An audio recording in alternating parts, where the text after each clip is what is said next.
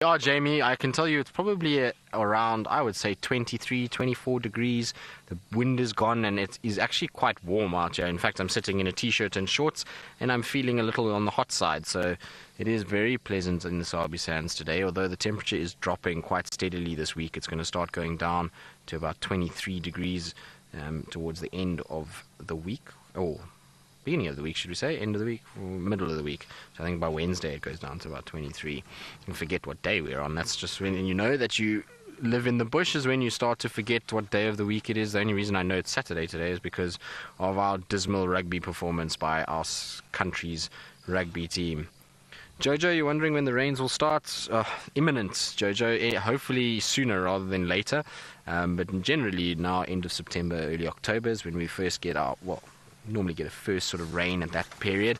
And then it can often be quite dry through November and December, and then we get another sort of seasonal rain around end of Jan, Feb. And then sometimes a little bit into March and April. Last year was a little bit different. We didn't get much rain in October, November, December. We had a little bit in September, then October, November, December, quiet.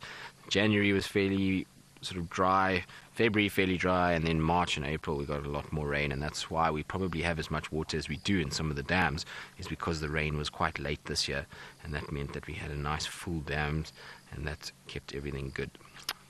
But little Thamba still fairly wide-eyed, watching what's going on. He's not really moved too much, and he's not stalking anything, but definitely wide-eyed and looking and seeing and monitoring what's happening around him.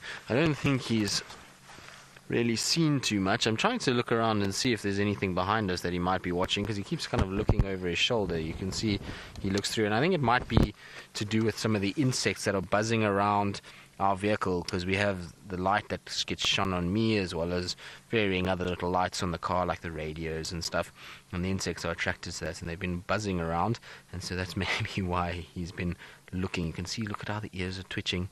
Those ears are still perfect. They're going to get tattier as life goes on. They won't stay that perfect round shape forever. And massive big round eyes. A beautiful individual. Look at those dark markings. Don't close your eyes, we want to see them.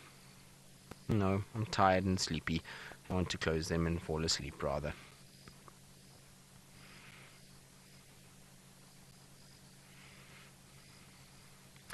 I believe some of you say that I need to give some of my luck to Byron because we've been on a roll. Well, happily, I always happily give luck to Byron, or hope that he gets lucky. He's an absolute gentleman to work with, and somebody that I always wish the best for when he's out in the bush, because I know he loves to see all the animals, and he loves to see special things. So I would want that for any of our presenters. We all have situations where we have lucky streaks, and some of us struggle, and it's always nice when the other gets lucky, and I'm certainly one that always wants to share in the joy of sightings and chat about them and get different perspectives from different people. Everybody sees a sighting in a different way and sees it in their own perspective and has some sort of commentary on that, and it's great to discuss things because you learn from one another. So most certainly would love to have all of our presenters seeing great things. It's we're a tight-knit unit out here, so hopefully they all will, and hopefully when Byron comes back in October that he will get lots of luck and see lots of incredible things. That's for sure.